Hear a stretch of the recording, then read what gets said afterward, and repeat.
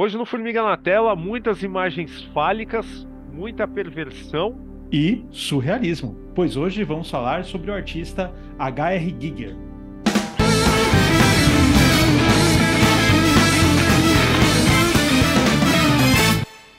Bom, Hans Rued Giger, ele foi um artista plástico suíço, ele nasceu em 1940 e ele foi imensamente influente, principalmente no gênero horror e ficção científica. Mesmo que você não conheça esse nome, né, o Hans Giger, provavelmente você já se deparou com alguma obra de arte dele ou inspirada nele, né? Não é à toa, né, que temos aí criaturas eternizadas por ele, como é o caso da criatura Alien, né? E até hoje o filme muda, fica uma bosta, tudo mais, mas o design primordial, tanto da criatura principal quanto do entorno, né? A direção de arte no geral ainda se mantém muito interessante, né? E Daniel deu essa ideia de pauta, vamos lá, o porquê que você decidiu falar sobre Giger nesse programa? Quem conhece o artista, né, já pensa diretamente em Alien e tal, e quem gosta de Alien sabe quem é o cara, não tem jeito e tal.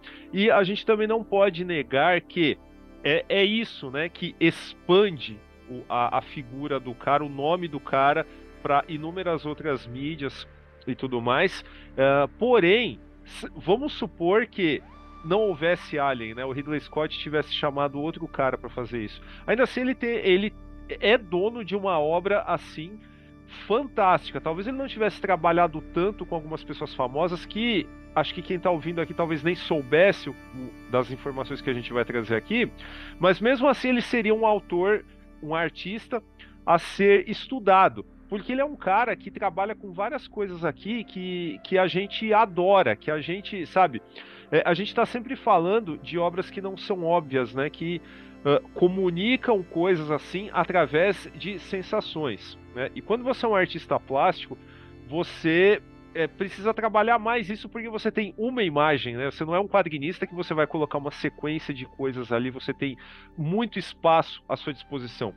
E o Giger, no caso, ele merece aí a nossa atenção, primeiro porque vamos fazer um cruzamento interessante e que talvez faça algumas pessoas torcerem o nariz por a gente falar de novo do cara, mas é um cara do visual que é muito influenciado por Lovecraft também, não à toa é uma influência assim assumida, mas junta nesse caldo Salvador Dalí, né? Porque tem surrealismo, conforme já foi falado aí na abertura, e o Alfred Kubin também, que é um cara assim, um expressionista aí que é super simbólico, né? Trabalha muito com simbolismo. O Giger, ele prenuncia ali ainda na década de 70, né?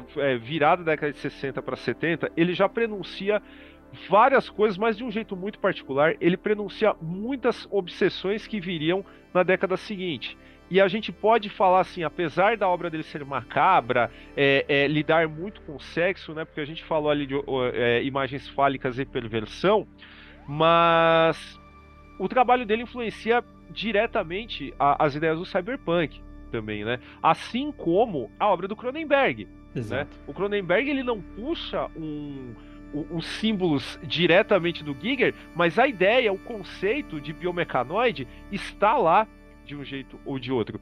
E assim, um cara que tanto quanto o Jodorowsky, né, como contemporâneos também, é um cara extremamente preocupado com o caráter da psique de quem absorve, né, essas imagens, né? E uma coisa que eu acho que frequentemente é esquecida quando se fala de Giger é algo que também o aproxima ainda mais do Jodorowsky, né? Afinal de contas, ele tem um tarô, né, com as suas Uhum. imagens e tal, né? E o Jodorowsky sempre falou, né, que uma das coisas, assim, uma das realizações de um artista preocupado com o inconsciente, com esse conteúdo psíquico, no caso, é fazer seu próprio tarô, porque os arcanos do tarô, eles são imagens primordiais, né? São coisas assim que afetam todo mundo em graus diferentes, mas de formas assim similares, né? Porque os símbolos eles estão aí para provocar as pessoas, né? Independente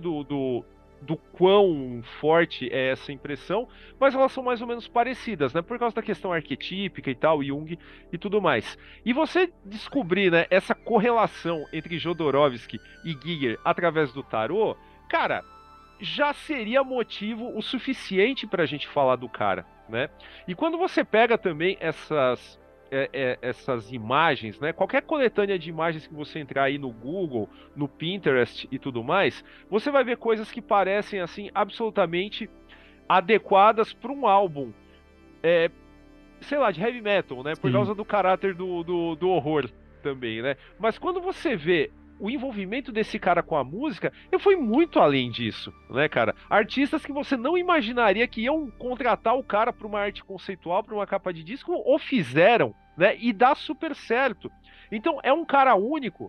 É um cara que, assim como o Dave McKean, né, que tem sua característica marcante que ninguém consegue imitar também, Uhum. só que o Giger, ele foi justamente mais difundido porque ele chegou, ele abriu, né, o nome dele, desabrochou o nome dele através do cinema, o Dave McKean pelos quadrinhos, então o alcance é muito maior.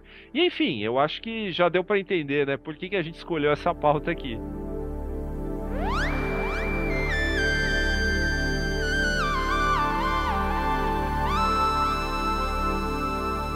Né, a magnitude que ele tem no meio artístico é gigantesco.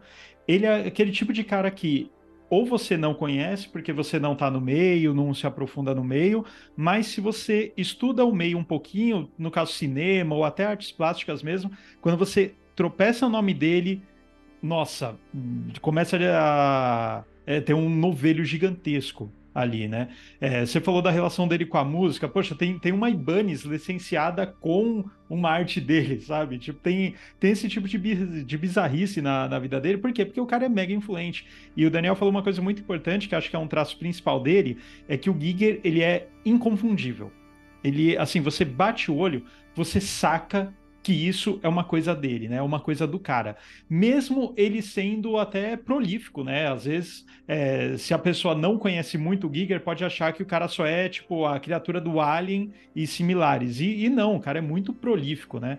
Mas, assim, de tudo que ele já fez, artisticamente falando, a gente não vai aqui destrinchar a história dele, tá? Porque tem vários documentários, muitos deles, inclusive no YouTube, tá? Então você pode caçar aí, você vai achar vários documentários de 20 minutos, de 50 minutos, enfim.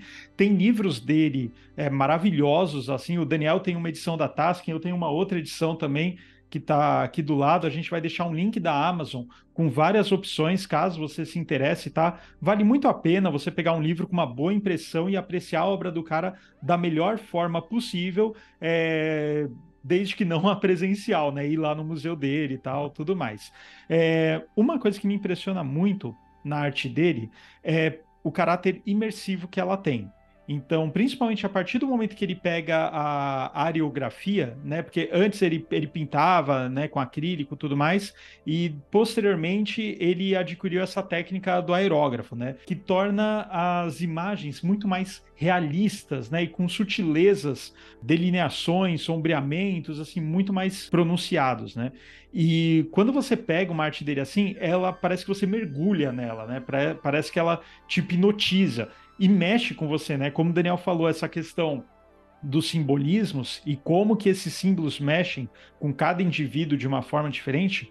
Nossa, o Giger é aquele cara que você goste ou não de arte, goste ou não de apreciar uma pintura, uma escultura, é o tipo de arte que você de fato mergulha nela. E muitas vezes você vai se sentir perturbado por causa desse caráter que essa arte tem, né? É uma arte perturbadora, é uma arte horripilante, é uma arte que mexe com esse erotismo, né, com essas figuras fálicas, com essas figuras vaginais, mas não no sentido erótico sensual, né? É uma outra coisa que eu nem conseguiria achar um adjetivo adequado para isso, né? Mas é uma coisa que te hipnotiza e te deixa, de uma certa forma, em estado de alerta, né?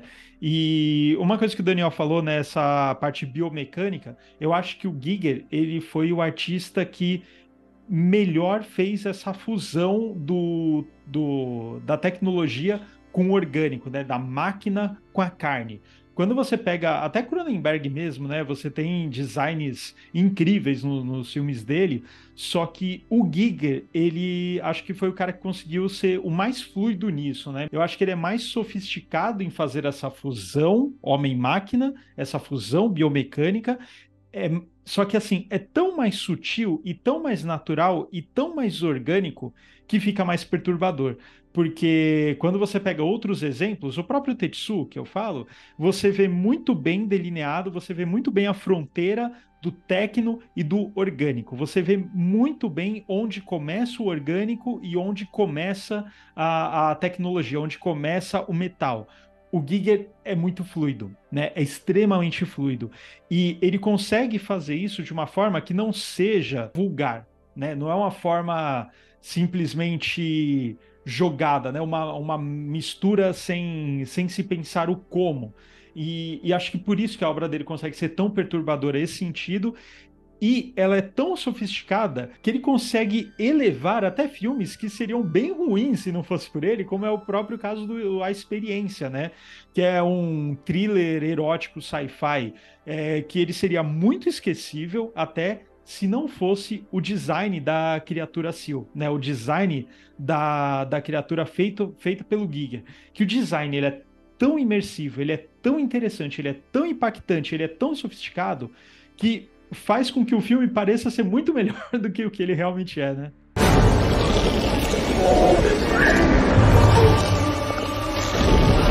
E assim, o que você falou, né, sobre a experiência, que, pô, o design da criatura, tipo, dá um outro valor pro filme, né? Não que Alien seja ruim sem o design do Giger, né? Mas vamos lembrar que obviamente que ninguém ia chegar para um cara dessa envergadura e ia botar 1000 restrições e tudo mais. Não fala, cara, o briefing é esse, a gente precisa de uma criatura XYZ, um clima assim assado, faça, né? E deixa o cara livre, né? Não dá para negar que várias das teorias a respeito desse filme, né, a respeito do sentido, do âmago, da essência, né, vem desse design, né, aliado ao roteiro, obviamente.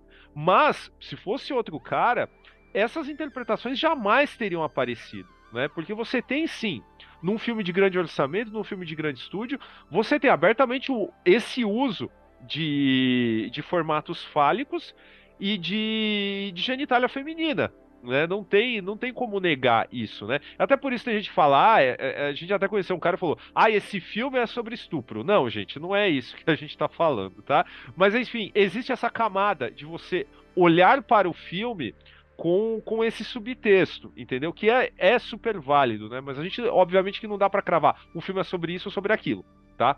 A gente só está observando a importância, né, e o quanto esse design contribui para algo que meio que fugiu do controle do Ridley Scott, né? Vamos deixar isso claro, né? Então a obra aqui, mesmo na hora que ela estava sendo desenvolvida, ela já estava tomando vida própria, né? Por causa das pessoas que estavam chegando, né? Sendo trazidas para essa produção. E é legal, a gente falou dessa questão da música, né? Não é só o cara fazer uma capa pro Dead Kennedys, né? Que já tem um título provocativo na Franken Christ, né? Fazer um negócio assim que é considerado não só perturbador, mas indecente, né, por uma Uhum. série de pessoas e tal. Mas assim, o Dead Kennedys a gente ainda consegue enxergar falando neles, né, vamos supor que eles não tivessem trabalhado juntos. A gente consegue pensar em Dead Kennedys e Giger juntos? Conseguimos. Agora, o que a gente não consegue, cara, é Giger com Blonde, né, com Debbie Harry. Né? Então, isso, e ainda assim o cara entrega um negócio que é fora de série. E um outro caso que o aproxima do Maquin, né? Que é essa mescla de técnicas, né? Porque a capa lá da Debbie Harry, ela tem fotografia, né? Tem montagem, sabe? E fica um negócio assim, conforme você falou, absurdamente orgânico, né? O trabalho do Maquin, ele trabalha mais pelo contraste e tal, não estamos fazendo julgamento sobre qual é melhor ou pior, tá? A gente só está destacando essas características. E, no caso, essa capa da Debbie Harry, que inclusive ele dirigiria, né, o clipe também. Essa é uma característica dos artistas europeus também, porque o Giger, a gente nem falou no começo, mas ele é suíço, né? Uhum. Esses caras, eles sempre tiveram essa inquietação de trabalhar em mídias diferentes, né? Eles têm uma mídia, sabe, que é a principal, mas eles atiram para todos os lados, né? E isso é muito bacana perceber, né?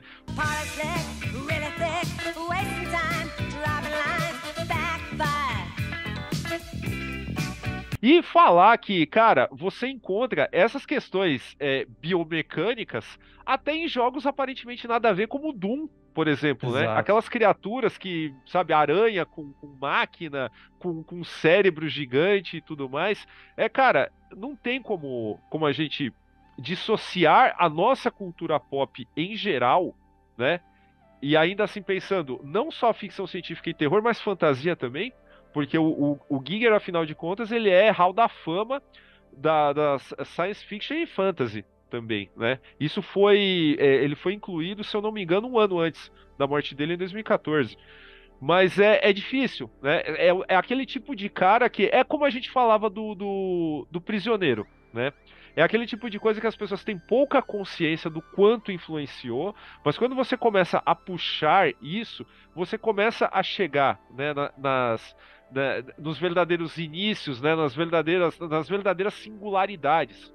O Giger é uma singularidade, não só das artes plásticas, com talento absurdo, né, mas é tão singularidade que acabou explodindo para todos os lados, né? Exato. E ó, quase que ele ficou mais conhecido, mas acabou não sendo. Por quê? Porque ele fez um design para o Batmóvel do Batman Eternamente, só que o design ele foi descartado. Vocês estão vendo aí na imagem, fica claro porque foi descartado, né? Não combina com o filme e tudo mais, embora seja um design interessante, talvez não para um Batmóvel como a gente costuma imaginar, tanto nos quadrinhos quanto no cinema. E olha que a gente nem falou que entre essas duas coisas, assim, acho que a gente já pode até encerrar, mas duas coisas que precisam ser ditas aqui, né? Dentro da música, a gente saiu de Dead Kennedys, foi pra Blonde e tal, mas tem também Emerson, Lake and Palmer, né? Outro lance improvável, e tem o microfone do Korn, Isso, o né? pedestal, É, pedestal do microfone.